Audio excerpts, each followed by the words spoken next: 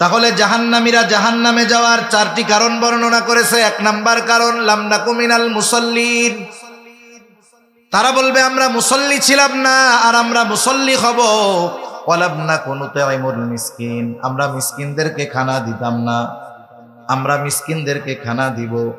ওয়া কুন্না নাখুযু মাল খায়িদিন, আমরা অনর্থক মজলিসের মধ্যে সময় ব্যয় করতাম, আমরা অনর্থক মজলিস থেকে বেঁচে থাকব। 4 নম্বর কারণ হিসাবে তারা বলছে ওয়া কুন্না নুকাযযিবু বিয়াউমিদ্দিন। কারো মধ্যে যদি আগের 3টা দোষ থাকে, ঈমান যদি ঠিক থাকে, এই 3 দোষ থাকে, নামাজ পড়ে নাই, মিসকিনদের খানা দেয় নাই, অনর্থক মজলিসে বসছে, কিন্তু একটু হইলেও ঈমান নিয়ে মরতে পারছে, সে তো অপরাধের শাস্তি ভোগ করার পর একটা সময় ঈমানের কারণে জান্নাতে যাবে। কিন্তু চতুর্থ ত্রুটি যদি কারো মধ্যে থেকে যায়, সে আর কাজ হবে না, অনন্তকাল জাহান্নামে থাকতে হবে।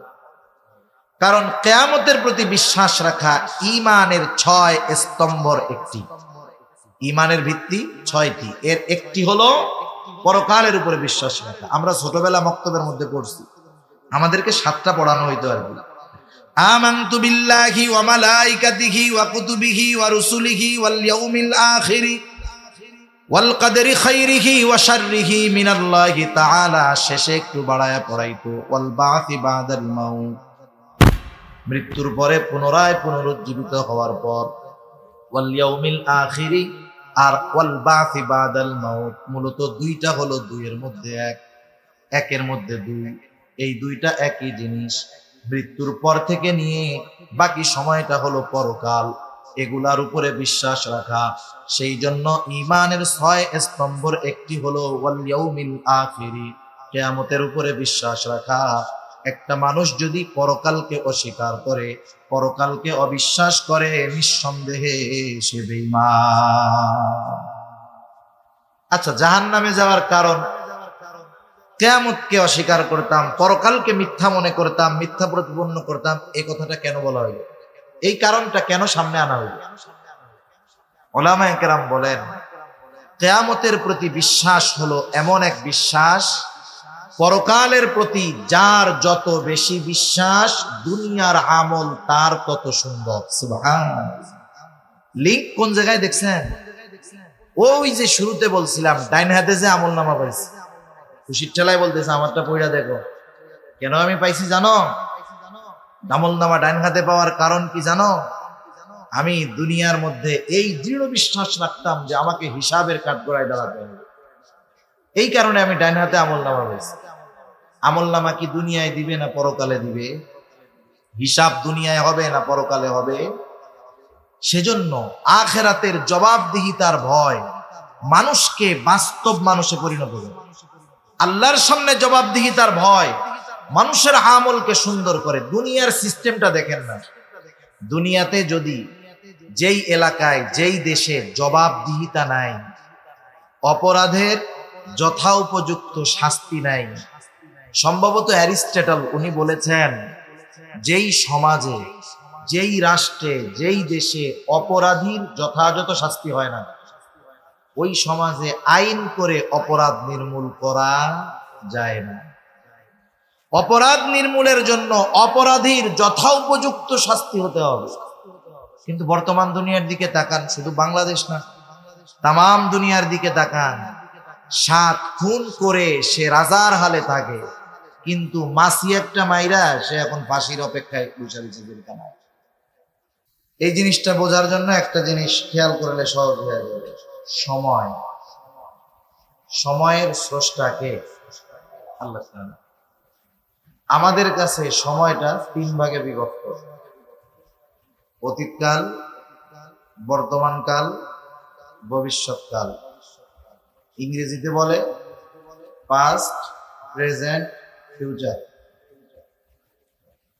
আমাদের কাছে কিছু সময় অতীতকাল, কিছু সময় বর্তমানকাল, আর কিছু ভবিষ্যৎকাল। কিন্তু আল্লাহ তাআলার কাছে সময় 3 ভাগে বিভক্ত নয়। আল্লাহ তাআলার কাছে সব বর্তমান। আমাদের কাছে যেটা অতীত, আল্লাহ তাআলার কাছে বর্তমান। আমাদের কাছে যেটা ভবিষ্যৎ, অর্থাৎ যেই সময়ের অবস্থা খবর আমরা জানি না, আল্লাহ তাআলার কাছে সেটাও বর্তমান। সুবহানাল্লাহ। আল্লাহ তাআলার কাছে অতীত বর্তমান আমাদের হিসাবে যত কিছু ঘটেছে, ঘটছে, ঘটবে, সব কিছুর খবর ইলম আল্লাহ তাআলার কাছে আছে। যেহেতু আল্লাহ তাআলার কাছে সময় সব বর্তমান, সেজন্য আমাদের কাছে যেটা এখনো হয় নাই সেটা আল্লাহ তাআলার সামনে উপস্থিত বর্তমান। এজন্য আল্লাহ তাআলা জান্নাতি আর জাহান্নামীদের মধ্যে কথাবার্তা কি হবে আমাদেরকে আল্লাহ তাআলা জানায় দিয়েছেন। কোরআনুল কারীমের মধ্যে আল্লাহ সুবহানাহু ওয়া তাআলা সুন্দরভাবে জানায় দিয়েছেন। জান্নাতীরা জাহান্নামীদেরকে জিজ্ঞাসা করছে, তোমরা জাহান্নামে আসার কারণ কি? জান্নাতি কারা হবে আর জাহান্নামী কারা হবে? ডানপন্থী যারা, তথা ডান হাতে আমলনামা প্রাপ্ত হবে যারা, জান্নাতি হবে তারা। বাম হাতে আমলনামা পাবে যারা, জাহান্নামী হবে তারা। কিয়ামতের ময়দানে একটা মানুষের সবচেয়ে বেশি চিন্তার যে সময়গুলা, এর মধ্যে একটা সময় হলো যখন আমলনামা মানুষের কাছে পৌঁছায় দেওয়া হবে। আল্লাহ সুবহানাহু ওয়া তাআলা আমাদের প্রত্যেকের দুনিয়াতে যে আমল আমরা করছি সেই আমলগুলা ফাইল আকারে, বোঝানোর জন্য বলতেছি, ফাইল আকারে আমাদের প্রত্যেকের কাছে পৌঁছায়। সুবহান। দুই কাঁধের দুই ফেরেশতা লিখতেছে, আর একজন ফেরেশতা আমাদের কথাগুলা সংরক্ষণ করতেছে, সব ফাইল আকারে আছে। কিয়ামতের দিন আল্লাহ তাআলা আমলনামা ছেড়ে দিবেন, যার যেই ফাইল, যার যেই আমলনামা যথাযথভাবে তার হাতের মধ্যেই এসে পৌঁছাবে। কেউ ডান হাতে পাবে, কেউ বাম হাতে পাবে। যারা ডান হাতে পাবে এরা আনন্দিত হয়ে যাবে। আল্লাহ তাআলা কোরআনুল কারীমের মধ্যে বলেন, ফাআম্মা মান উতিয়া কিতাবাহু বিয়ামিনি ফায়াকুলু হাউম ইকরাউ কিতাবিয়া। আল্লাহ রাব্বুল আলামিন বলেন, ফাআম্মা মান উতিয়া কিতাবাহু বিয়ামিনি, ডান হাতে যে কিতাব পেয়ে যাবে, আমলনামা পেয়ে যাবে, ফায়াকুলু হাউম ইকরাউ কিতাবিয়া, সে আনন্দে মানুষদেরকে বলবে, এই যে আমার আমলনামা পড়ো, আমার আমলনামাটা পড়ো। ছোটবেলায় আমরা যখন স্কুলে পরীক্ষা দিতাম, আমাদের সময় পরীক্ষার প্রশ্ন যেই উত্তরপত্রের মধ্যে লিখতাম, আমাদেরকে ওই উত্তরপত্রটা ফেরত দেওয়া হতো বাসায় নিয়ে দেখানোর জন্য। যার পরীক্ষা ভালো হতো 100-র মধ্যে 80, 90, 95, 95, 100 পাইতো। ও বন্ধুদেরকে দেখাইতো আর বলতো, দেখো আমি কত সুন্দর উত্তর লিখেছি, 100-র মধ্যে 90 পেয়ে গেছি। আর যার পরীক্ষায় ফেল, ওর খাতাটাও কাউকে দেখাইতে চাইতো না, ও খাতাটা লুকায় রাখতো, বাড়িতেও গোপন করতো। বাড়ি থেকে বারবার জিজ্ঞাসা করে, তুই অঙ্ক খাতা দিছে নাকি? বলে না, এখনো দেয় না। কারণ কি করছে? ফেল করছে। আনন্দে আমরা যেমন ওই প্রশ্নের উত্তরপত্রটা দেখাই, আমলনামা ডান হাতে পাবার পর আনন্দে সে বলবে, এই আমার আমলনামা তোমরা পড়ো। এখন সে আমলনামা ডান হাতে পাওয়ার কারণটা সে বর্ণনা করবে। 100-র মধ্যে 95 কেন সে পেয়েছে? কারণ পরীক্ষা ভালোভাবে দিয়েছে, লেখাপড়া ঠিক মতো করেছে।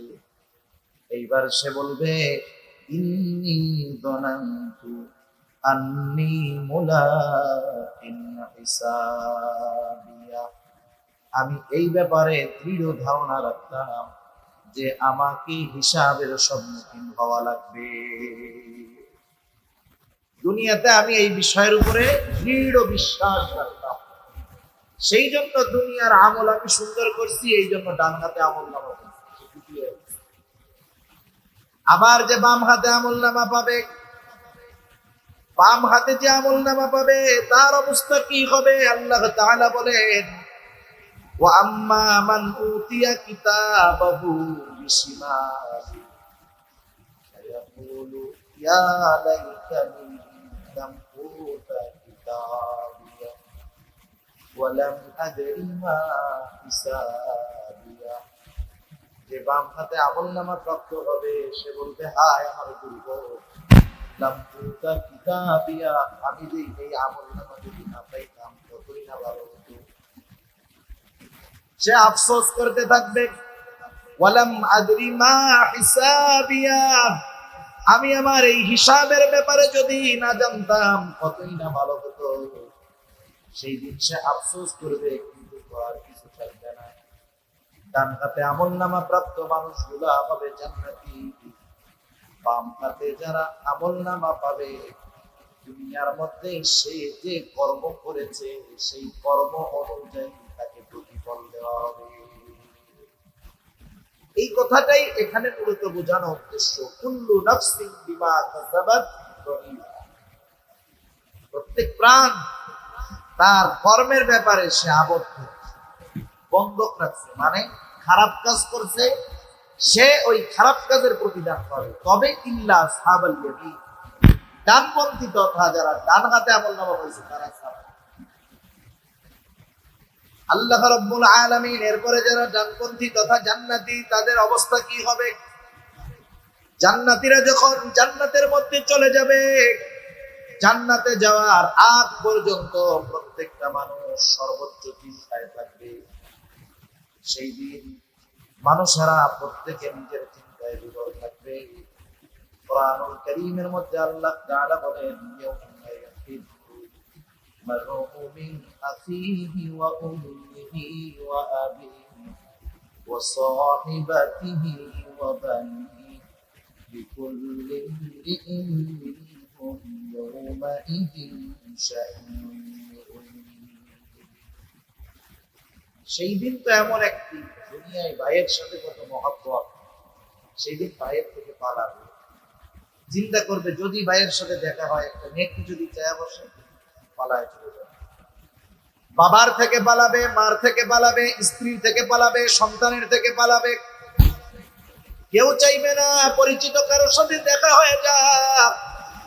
দেখা যদি হয়েও যায় সে পরিচয়কে অস্বীকার করবে।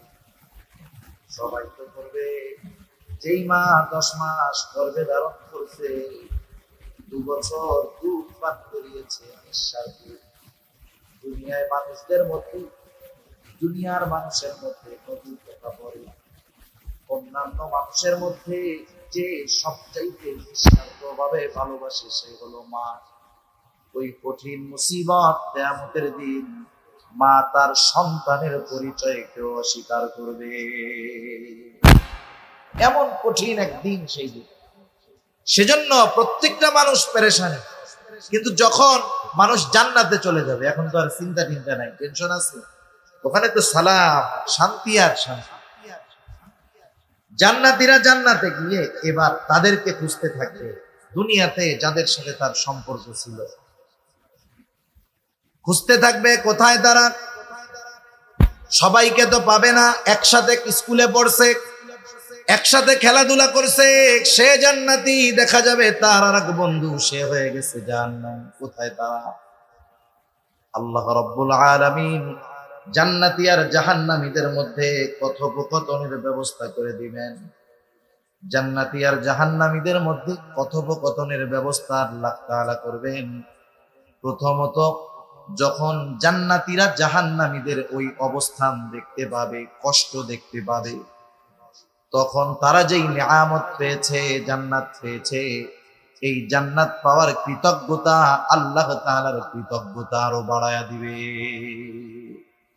যখন কেউ শুধু শান্তির মধ্যে থাকে, কষ্টের ব্যাপারে তার কোনো জ্ঞান থাকে না, সে এই শান্তির মর্ম বুঝতে পারে না।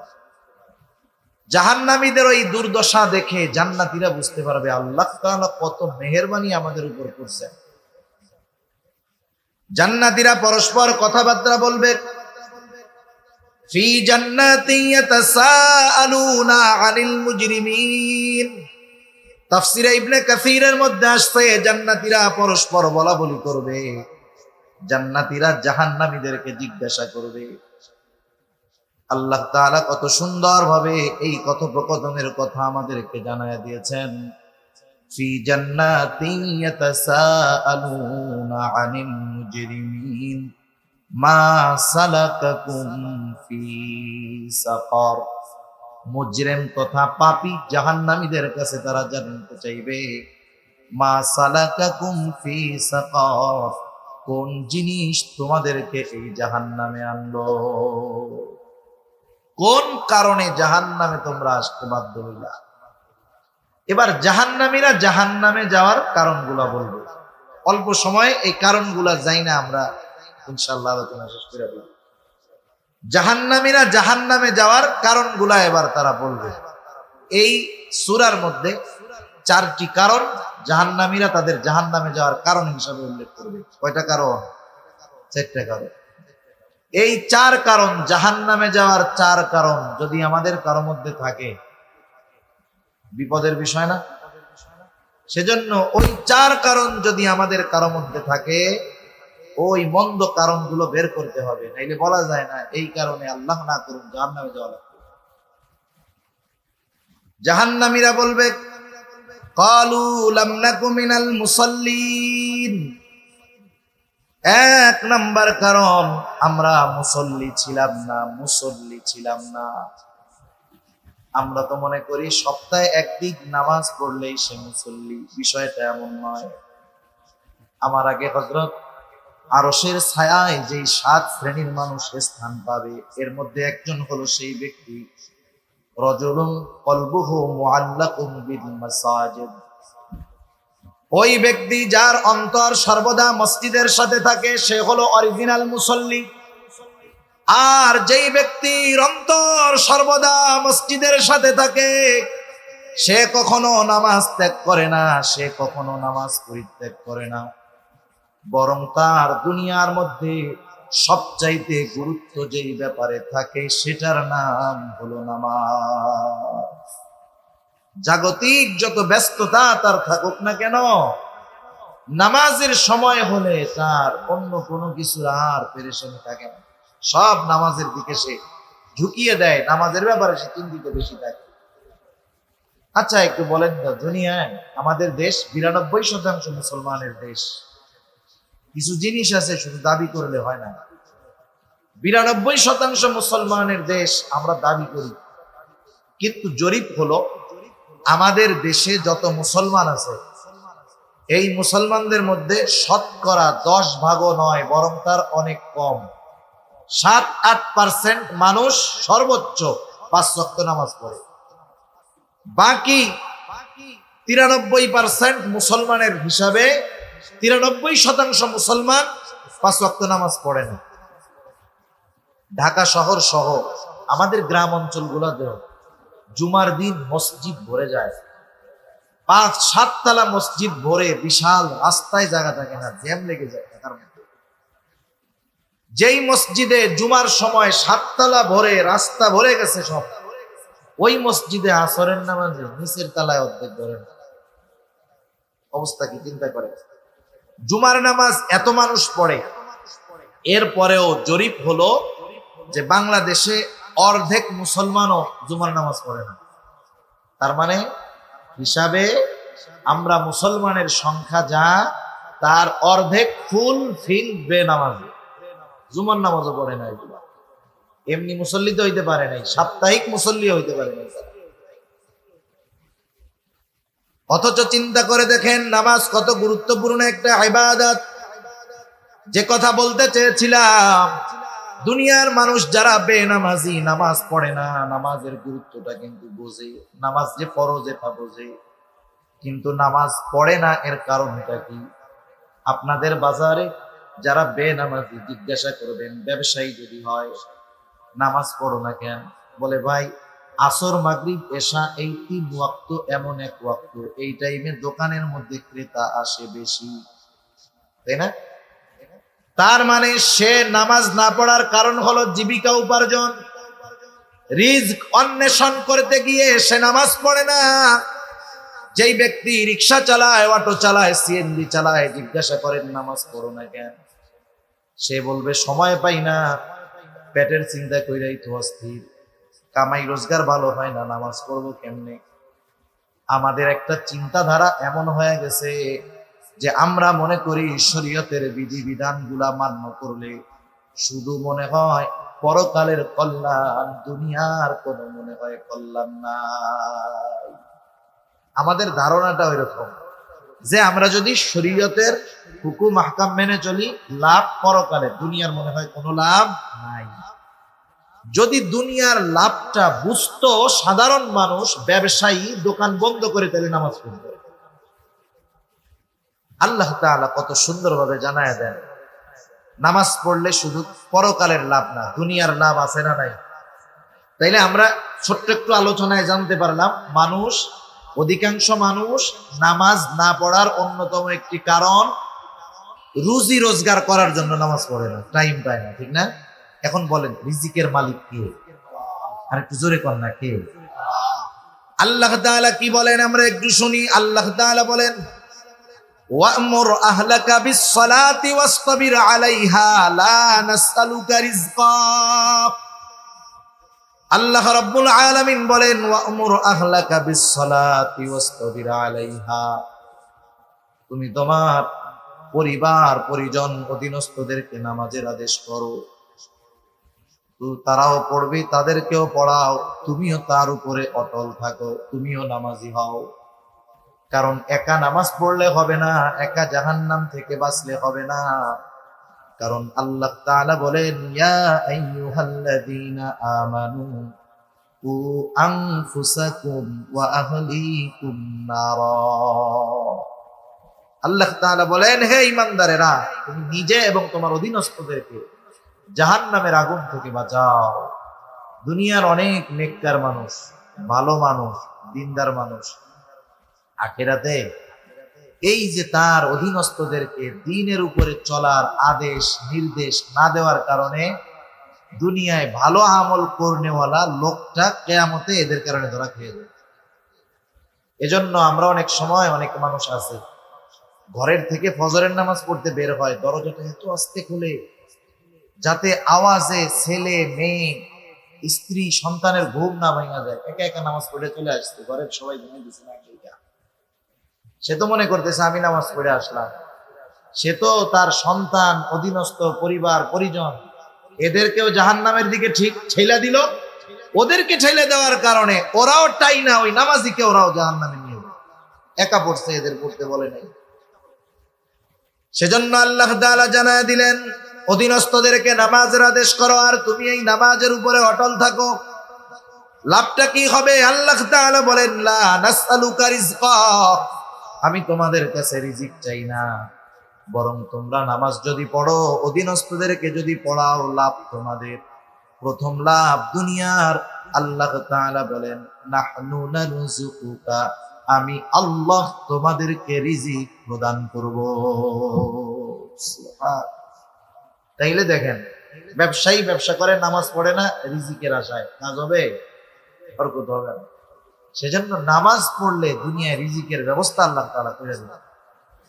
শত ব্যস্ততা থাক, কাজ থাক, আমরা 5 ওয়াক্ত নামাজ পড়ব। 5 ওয়াক্ত নামাজ সুন্দরভাবে পড়তে একেবারে ধীর স্থিরতার সাথে। সাধারণ মুসল্লিরা তো আর সূরা বাকারা আল ইমরান দিয়ে পড়বে না, ওনরা তো শেষের 5-7টা সূরা দিয়ে পড়বে, 10টা সূরা দিয়ে পড়বে। ওই সূরাগুলা দিয়ে সুন্দরভাবে 4 রাকাত নামাজ পড়তে 10 মিনিট লাগবে, একেবারে সহি শুদ্ধভাবে। সব মিলিয়ে 5 ওয়াক্ত নামাজে 1.5 ঘন্টা সময় লাগলো। 1.5 ঘন্টা সময় কি একবারে লাগে না 5 বারে লাগে? এক বল খেলা দেখতে তো 2 ঘন্টা একটানা বসে থাকলে মজা হবে, তাই না? অথচ 5 ওয়াক্ত নামাজ 5 ভাগে পড়বে, 1.5 ঘন্টা সময়, মসজিদে ঢুকতে মন চায় না। আফসোস, কি বলবো অন্যদের কথা। কত জায়গায় কত মুরব্বী আছে, দাড়িটা পেকে গেছে, চামড়া ঢিল হয়ে গেছে, ঝুলে গেছে, চোখ কোটরের মধ্যে চলে গেছে, 70-75 বছর বয়স, মসজিদের পাশে 4 দোকান, বসে দীর্ঘ সময় বসে চা খায়, টেলিভিশন দেখে, বিড়ি খায়, পাপ চাবায়, পাশে আজান হয়, নামাজ হয় মসজিদে, আল্লাহর বান্দা ঢুকতে পারে না। নসিব বড় খারাপ। সেজন্য জাহান্নামীরা বলবে আমরা মুসল্লি ছিলাম না, আমরা মুসল্লি হব। মুসল্লি শুধু নিজে হলে হবে না, অধীনস্থদেরকেও মুসল্লি বানাতে হবে। নামাজ কত বড় গুরুত্বপূর্ণ ইবাদত রাসূল আকরাম সাল্লাল্লাহু আলাইহি ওয়াসাল্লাম জানায় দেন, as-salatu imaduddin man aqama as-salata faqad aqama ad-din wa man tarakaha faqad hadama ad-din। নবীজি সাল্লাল্লাহু আলাইহি ওয়াসাল্লাম বলেন, নামাজ হলো দ্বীনের স্তম্ভ। মান আকামাস সালাহ, যে নামাজ কায়েম করে সে দ্বীন প্রতিষ্ঠা করে। সুবহানাল্লাহ। বলেন তো আপনাদের এলাকার বেনামাজি যারা মুসলমান ঘরের সন্তান, একজন দিনদার মানুষ গিয়ে যদি ওই বেনামাজি মুসলমানকে বলে চল আমরা দিন ধ্বংস করব, বেনামাজি ওরে যদি বলা হয় চল আমি আর তুই গিয়া দিন ধ্বংস করব, বেনামাজি বলবে তুমি নামাজ পড়ে কি করলে, আগে পিটাবে ও, ঠিক না? বলে তুমি নামাজ পড়ো আবার দিন ধ্বংস করতে চাও। অথচ ও বেনামাজি, ও জানে না যে ও নামাজ না পড়ে নিজেই দিন ধ্বংস করতেছে। নবীজি এরপরে বলেন, নমান তারাকাহা আইয়ুমান তারাকাস সালাতা ফাকাদ হাদামাদ-দ্বীন, আর যে নামাজ ছেড়ে দিল সে দিন ধ্বংস করলো। তাহলে বেনামাজি দিন ধ্বংসকারীদের একজন। চিন্তা করে দেখছেন বেনামাজির অবস্থা কত খারাপ। শুধু তাই না, রাসূলুল্লাহ সাল্লাল্লাহু আলাইহি ওয়াসাল্লাম জানায় দেন, আউয়ালু মা ইউহাসাবু বিহিল আবদু ইয়াউমাল কিয়ামাতিস সালাহ, কিয়ামতের দিন সর্বপ্রথম নামাজের হিসাব হবে। যার নামাজের হিসাবটা সহজ হয়ে যাবে, আল্লাহ রাব্বুল আলামিন তার বাকি হিসাবগুলা সহজ করে দিবে।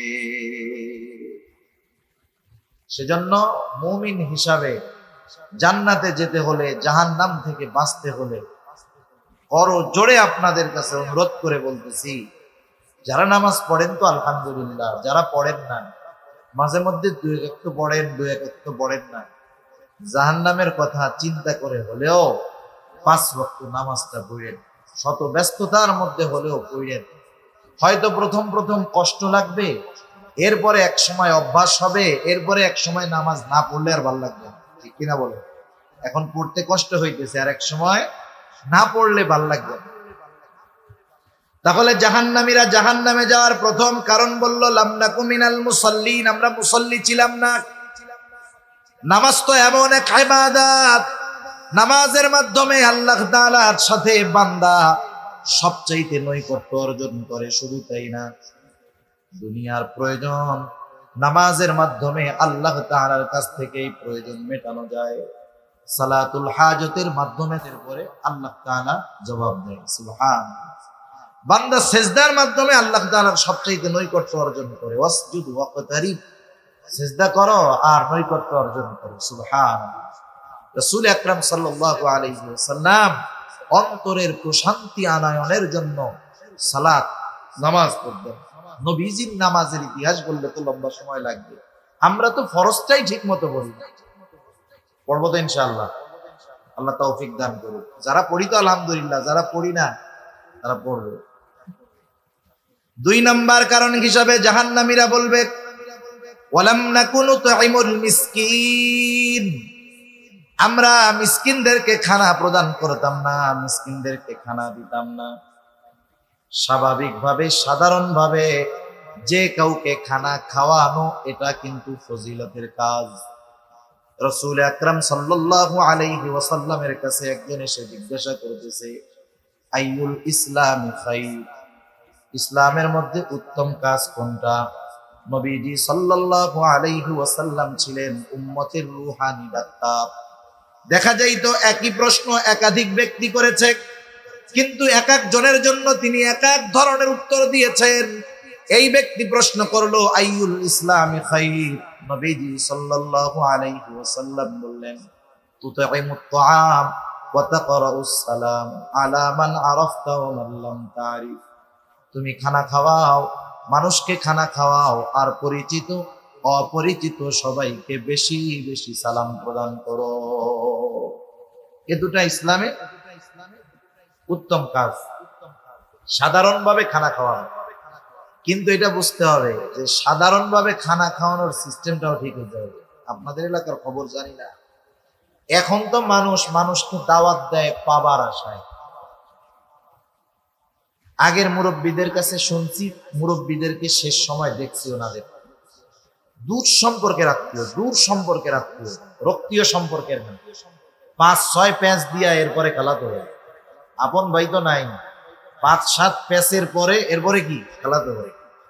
ওই খালাতো ভাইয়ের মেয়ের বিবাহ, দাওয়াত দেয় নাই কেন? এই জন্য রাগ হয়েছে, কথা কয় না, অভিমান করছে, তোমার মেয়ে বিবাহ দিলে আমাকে দাওয়াত দিলাম, রাগ হয়েছে।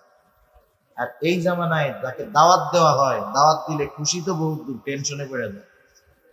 যে কমিউনিটি সেন্টারে সব আটকাইয়া খাওয়াইয়া দাওয়াইয়া পাশে সামনে টেবিল নিয়ে বসে থাকবে, টাকা না দিয়ে উপায় আছে?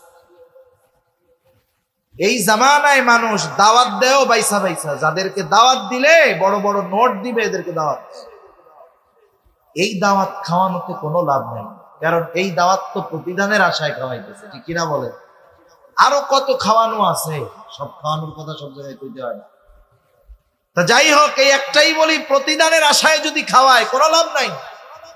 আর যদি আল্লাহর জন্য খাওয়ানো হয়, একজন ধনী মানুষ হতে পারে, তারে খাওয়াইলাম আল্লাহর জন্য, ওই খাওয়ানোর মধ্যেও ফজিলত আছে, ঠিক কিনা?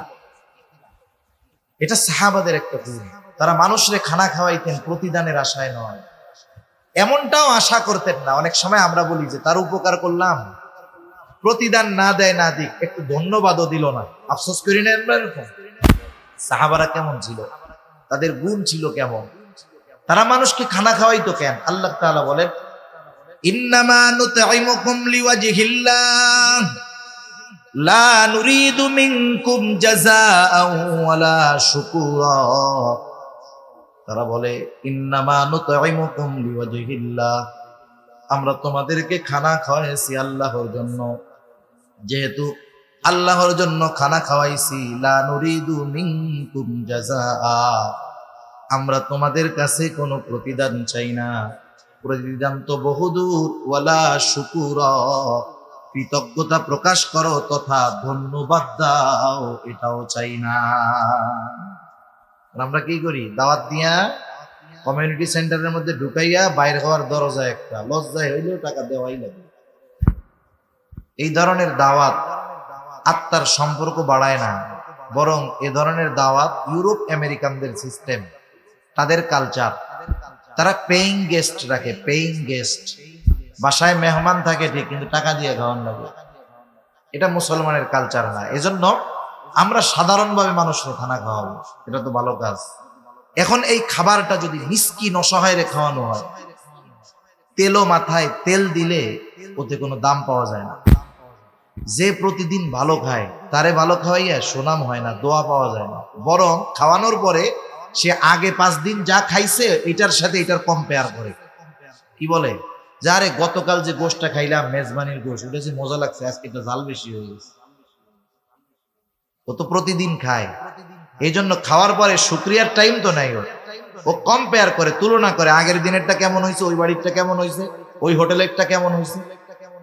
কিন্তু আমি আপনি যদি একজন অসহায়রে খাওয়াই, যে 1 মাস গরুর গোশতের গ্রানই পায় নাই, লবণ কম হইল না বেশি হইল, ঝাল হইল না কম হইল, ওইটা দেখবে না, ও খাইয়া খুশি হয়ে যাবে, ঠিক কিনা বলেন? সেজন্য মিসকিনদেরকে খানা খাওয়ানো বড় ফজিলতের কাজ। আমার কাছে সামর্থ্য নাই, আমি খাওয়াইতে পারি না, আরেকজনকে উৎসাহ দিব, নিরুৎসাহিত করব না। নিজে খানা খাওয়াইতে পারলে সবচেয়ে ভালো। আমি পারলাম না, আমার কাছে একজন আসছে সাহায্যের জন্য, ভাই 10টা টাকা দেন, কিছু খাবো, আমার কাছে নাই। আমার বন্ধু পাশে আছে, আমি যদি তাকে বলি, বন্ধু তুমি তাকে 10টা টাকা দাও, সে যদি দেয়, আমি 10 টাকা দান না করেও শুধুমাত্র সুপারিশ করার কারণে তার দানের সমপরিমাণ সওয়াবের মালিক আমি হয়ে যাব। প্রথম আমি নিজে খাওয়াবো যদি পারি, না পারলে আরেকজনকে কি দিব? উৎসাহ দিব, নিরুৎসাহিত করব না। এই নিরুৎসাহিত করা হলো আবু জেহেল মার্কা কাজ। সূরা মাউনের শুরুতে কাফেরদের 3টা বদঅভ্যাসের কথা আল্লাহ তাআলা বলেছেন। কাফেরদের 3 বদঅভ্যাসের মধ্যে একটা কি? ওয়ালা ইয়াহুদ্দু আলা তাআমিল মিসকিন, তারা মিসকিনদেরকে খানা দেয় না, বরং আরো কি করে, নিরুৎসাহিত করে। কতজন আছে এরকম? অভাব নাই এমন মানুষের, নিজে তো দিলই না, আর একজন যখন দিতে যায় বলে ওরে না দিয়ে আমারে দে, আমি একটা চা খাইয়ে দেব। একজন মানুষ যদি আমার আপনার কাছে কিছু চাইতে আসে, ধরেন সেই লোকটা ধোঁকাবাজ হতে পারে, আমি তার ব্যাপারে সুনিশ্চিত ভাবে জানি না যে লোকটা ধোঁকাবাজ আসছে, আমি আমার নিয়ত ঠিক রাইখা তাকে যদি কিছু দিয়ে দেই, আশা করা যায় আমার নিয়তের কারণে সে ধোঁকা দিতে পারে, কিন্তু আমার নিয়তের কারণে আমি সওয়াব বঞ্চিত হব না। এরপরে আমার কাছে নাই, আমি তাকে উত্তম কথার দ্বারা ফিরাইয়া দিব, নাই বলে বিরক্ত হব না। কারণ যারা অসহায় এদেরও একটা আত্মমর্যাদা আছে। মনে করেন দুইজন মানুষ এক জায়গায় আছে, একজনের কাছে এসে সাহায্য চাইলো, বলে যে কিছু দেন, এই বেচারা রাগ হয়ে গেল, ধর তোমাদের জ্বালায় রাস্তাঘাটে চলা যায় না, রাগ হইয়া 100 টাকার নোট একটা দিয়ে দিল। সচরাচর সাধারণত রাস্তাঘাটে ভিক্ষা কয় টাকা, 10 টাকা 20 টাকা নয় দেওয়া হয়, 100 টাকা দেওয়া এটা বড় একটা ব্যাপার না। 100 টাকা দিছে, কিন্তু ব্যবহার করছে কি খারাপ। পাশে আর একজনের কাছে গেছে, তার কাছে নাই, সে দিতে পারে নাই, সে সুন্দর ভাষায় বলছে, ভাই এখন তো আমার কাছে নাই, তুমি পরে যদি আসো দেখা করো, ইনশাল্লাহ আমি দিব, আইসো। হ্যাঁ, সুন্দর একটা হাসি দিল, কিন্তু দিতে পারলো না। বলেন তো ওই গরিব মানুষ খারাপ আচরণকারীর 100 টাকা পেয়ে নাকি ওই লোকটা দেয় নাই তার সুন্দর আচরণ পেয়ে খুশি হবে? সুন্দর আচরণে খুশি হবে। এজন্য উত্তম কথা, উত্তম আচরণ এটাও একটা ভালো কাজ। তাহলে মিসকিনদেরকে খানা না দেওয়া, অপরকে নিরুৎসাহিত করা, এটা কাফেরদের অভ্যাস। কাদের অভ্যাস? একটু জোরে বলেন না, কাদের অভ্যাস? কাফেরদের অভ্যাস। যারা মিসকিনদেরকে খানা দেয় না, অপরকে দিতে নিরুৎসাহিত করে, তারা দুনিয়াতে রিজিক সংকীর্ণতায় পড়বে, দুনিয়াতে থাকবে মাগার খাইতে পারবে না। আছে না এরকম অনেক মানুষ? আল্লাহ কত টাকা পয়সা দিছে, বয়স 35-40 বছর, আল্লাহ তাআলা গলায় ক্লোজ করে দিছে, কিছু খাইতে পারে না।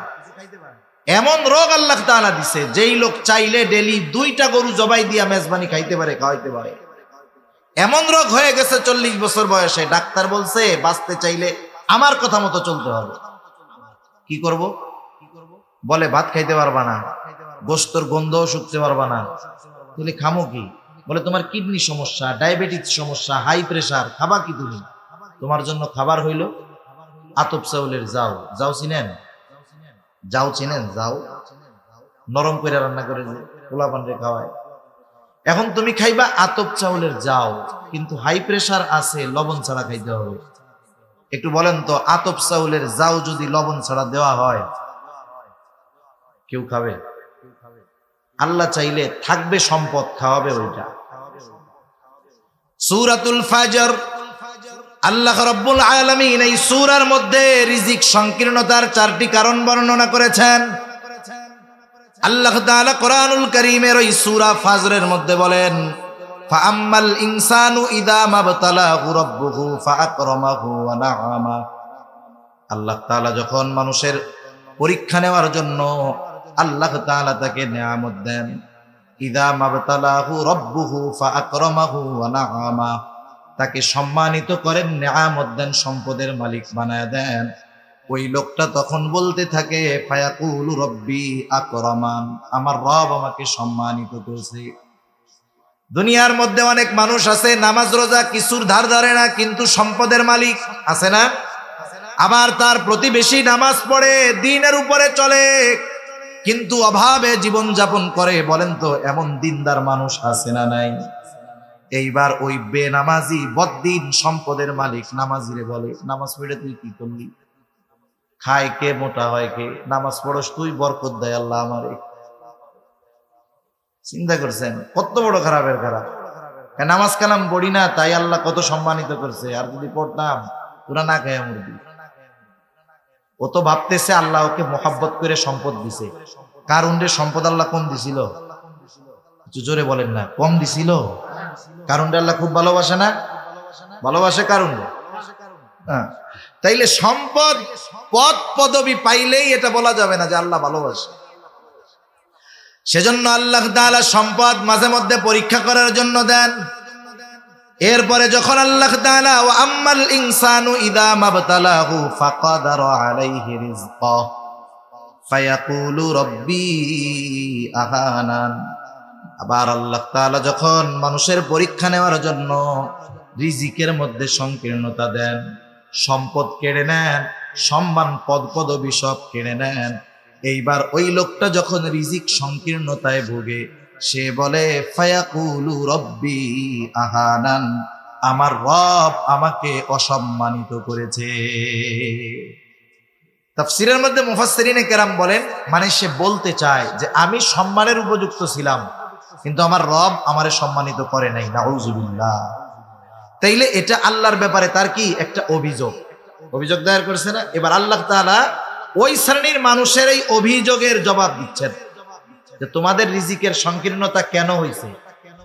আল্লাহ তাআলা বলেন কাল্লা বাল্লা তুকরিমুনাল ইয়াতীম, আল্লাহ তাআলা বলেন কখনো নয়, বরং তোমাদের রিজিক সংকীর্ণতার অন্যতম কারণ হলো তোমরা ইয়াতীমকে সম্মান করো না, তথা ইয়াতীমের হক যথাযথভাবে আদায় করো না।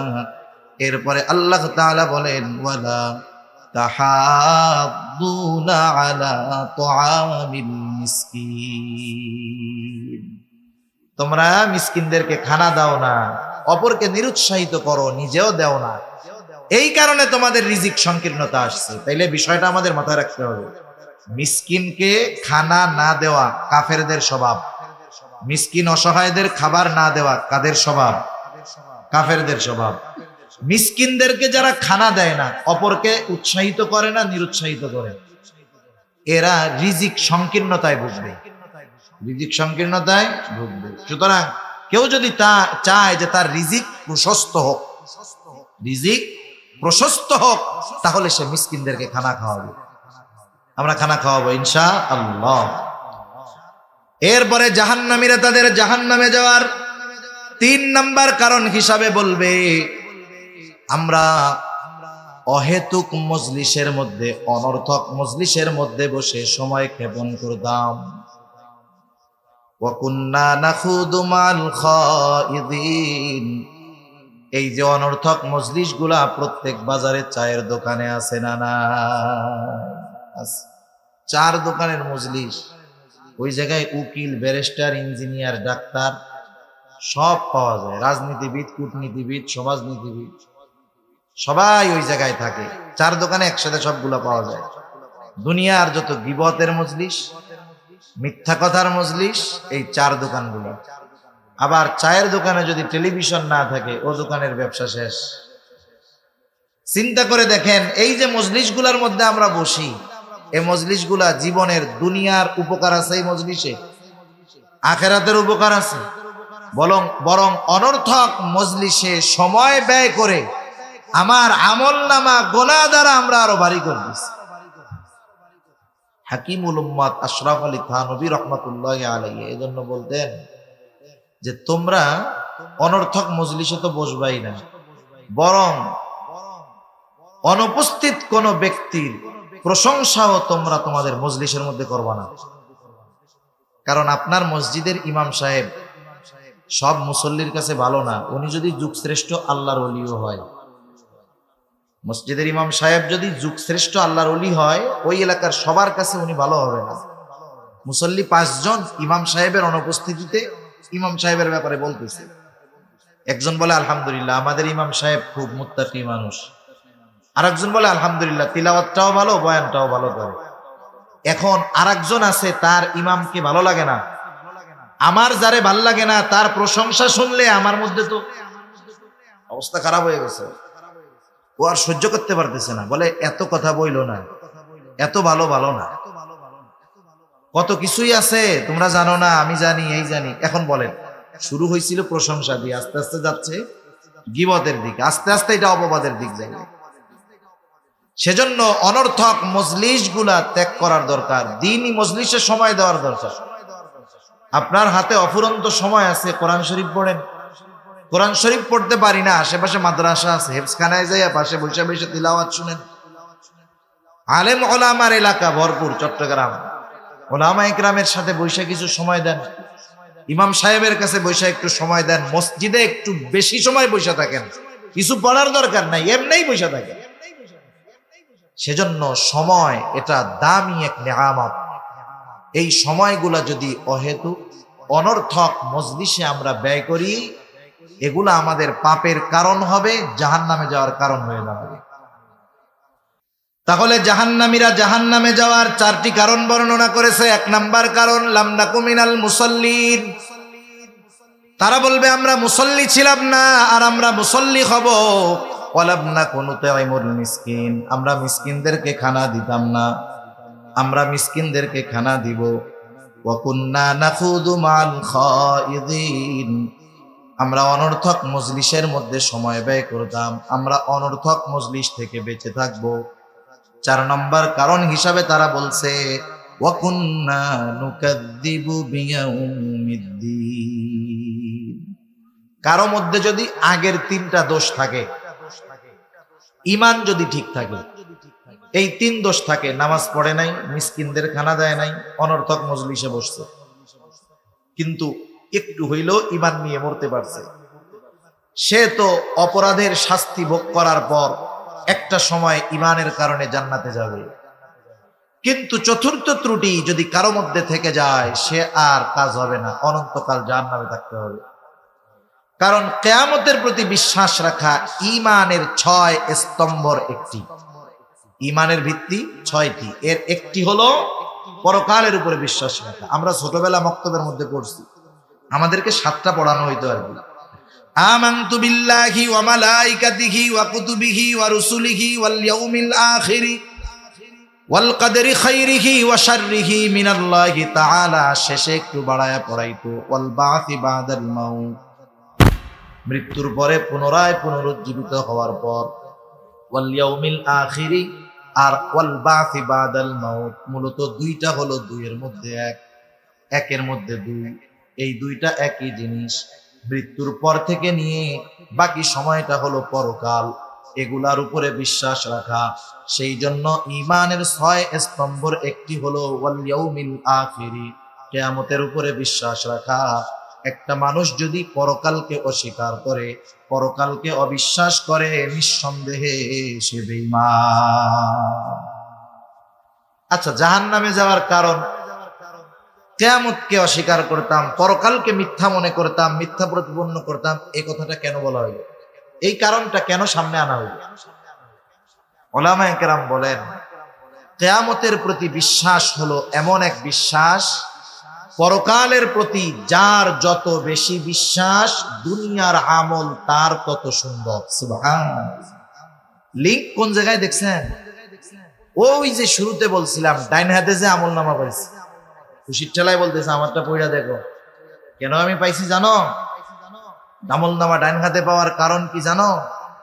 আমি দুনিয়ার মধ্যে এই দৃঢ় বিশ্বাস রাখতাম যে আমাকে হিসাবের কাঠগড়ায় দাঁড়াতে হবে, এই কারণে আমি ডাইন হাতে আমল নামা পাইছি। আমল নামা কি দুনিয়ায় দিবে না পরকালে দিবে? হিসাব দুনিয়ায় হবে না পরকালে হবে? সেজন্য আখিরাতের জবাবদিহিতার ভয় মানুষকে বাস্তব মানুষে পরিণত করে। আল্লাহর সামনে জবাবদিহিতার ভয় মানুষের আমলকে সুন্দর করে। দুনিয়ার সিস্টেমটা দেখেন না, দুনিয়াতে যদি যেই এলাকায় যেই দেশে জবাবদিহিতা নাই, অপরাধের যথোপযুক্ত শাস্তি নাই, সম্ভবত অ্যারিস্টটল উনি বলেছেন, যেই সমাজে, যেই রাষ্ট্রে, যেই দেশে অপরাধীর যথাযথ শাস্তি হয় না, ওই সমাজে আইন করে অপরাধ নির্মূল করা যায় না। অপরাধ নির্মূলের জন্য অপরাধীর যথোপযুক্ত শাস্তি হতে হবে। কিন্তু বর্তমান দুনিয়ার দিকে তাকান, শুধু বাংলাদেশ না, তামাম দুনিয়ার দিকে তাকান, 7 খুন করে সে রাজার হালে থাকে, কিন্তু মাসি একটা মাইরা সে এখন ফাঁসির অপেক্ষায় বসে রয়েছে জেলখানায়। দুনিয়ার অবস্থাটা এরকম। তাইলে বলেন, এ জায়গায় কি ইনসাফ আছে? ন্যায় বিচার আছে? জবাবদিহিতা আছে? দেশের টাকা সব আর এক জায়গায় চলে যাচ্ছে, দুর্নীতির উপরে দুর্নীতি হচ্ছে, কোনো জবাবদিহিতা নাই, যার কারণে দিন যাচ্ছে, আইন কঠোর হচ্ছে, কিন্তু অপরাধ যাইতেছে না। এটা দুনিয়ারও নিজাম। সেজন্য আখিরাতের জবাবদিহিতার চিন্তা, ভয়, ভীতি যখন আমাদের মধ্যে যথাযথভাবে ঢুকে যাবে, যে আমার জীবনের প্রত্যেকটা মুহূর্তের হিসাব আল্লাহর সামনে দিতে হবে, প্রত্যেকটা মুহূর্ত, সেকেন্ড না, মুহূর্তের হিসাব আমাকে আল্লাহর সামনে দিতে হবে, এই চিন্তা সর্বক্ষণ যার মধ্যে থাকবে, তার চরিত্র মানুষের সামনে যেমন হবে, মানুষের অন্তরালে একাকী তার চরিত্র সমান হয়ে যাবে। কারণ ওর চিন্তা থাকবে মানুষের সামনে অপরাধ করলেও আল্লাহর সামনে আমাকে হিসাব দিতে হবে। একেবারে একাকী ঘরের মধ্যে অন্ধকারেও যদি আমি অপরাধ করি, এর হিসাব জবাবদিহিতা আমাকে আল্লাহর কাছে দিতে হবে। সেজন্য আখিরাতের চিন্তা মানুষের আমলকে সুন্দর বানায়। আখিরাতের প্রতি বিশ্বাস যার যত বেশি, দুনিয়ায় তার আমলটা তত সুন্দর হয়, তার আমলটা তত ভালো হয়, দুনিয়ার জীবনটা তার তত গোছালো হয়। এখন ওরা বলতেছে এইভাবে তো চলতেছে জীবন, দুনিয়ার জিন্দেগি তো এভাবে চলতেছে, হায়াত তো এক সময় শেষ হবে, তাই না? মালাকুল মউতের আগমনের মাধ্যমে হায়াত শেষ হবে। এবার তারা বলতেছে হাত্তা আতানাল ইয়াকিন, এভাবে চলতেছে, একটা সময় দৃঢ় সত্য আমাদের কাছে চলে আসলো। ইয়াকিন এর অর্থ, এর উদ্দেশ্য হলো মাউত। আল্লাহ তাআলা কোরআনুল কারীমের আরেক জায়গায় বলেন ওয়া'বুদ রাব্বাকা হাত্তা ইয়াতিয়াকাল ইয়াকিন, আপনি আপনার রবের ইবাদত করেন কোন পর্যন্ত? হাত্তা ইয়াতিয়াকাল ইয়াকিন, দৃঢ় সত্যর আগমন পর্যন্ত, তথা মৃত্যুর আগ পর্যন্ত। এভাবে জীবন চলতেছে, একটা সময় মউত চলে আসছে, আমি আর ফিরে যেতে পারি নাই, ভালো কাজ করতে পারি নাই, তাওবা করতে পারি নাই, নেক আমল করতে পারি নাই। মৃত্যুর পরে যারা দুনিয়াতে ভালো কাজ করে না, গুনার কাজ করে, মৃত্যুর পরে আফসোস হবে, আকাঙ্ক্ষা হবে আবার দুনিয়ায় ফিরে আসতে যদি পারতাম, ভালো কাজ করতাম, আশা হবে, আকাঙ্ক্ষা হবে, কিন্তু দুনিয়ায় কি ফিরে আসা যাবে? ফিরে আসা আর যাবে না। সেজন্য আমরা দুনিয়াতে থাকতে থাকতেই ভালো কাজগুলা করতে হবে। জাহান্নামীদের জাহান্নামে যাওয়ার যে চারটি কারণ আমরা জানলাম, এগুলা যদি আমাদের মধ্যে থাকে, কারণগুলা বের করতে হবে। আল্লাহ সুবহানাহু ওয়া তাআলা আমাদের সবাইকে কথাগুলা অনুযায়ী যথাযথভাবে আমল করবার তৌফিক দান করুন। সকলে বলি আমিন, আরো জোরে বলি আমিন। ওয়া আখিরু দাওয়ানা আনিল হামদুলিল্লাহি রাব্বিল আলামিন। আসসালামু আলাইকুম ওয়া রাহমাতুল্লাহি ওয়া বারাকাতুহু। এই যে যুবকেরা প্রথমবার আয়োজন করছে।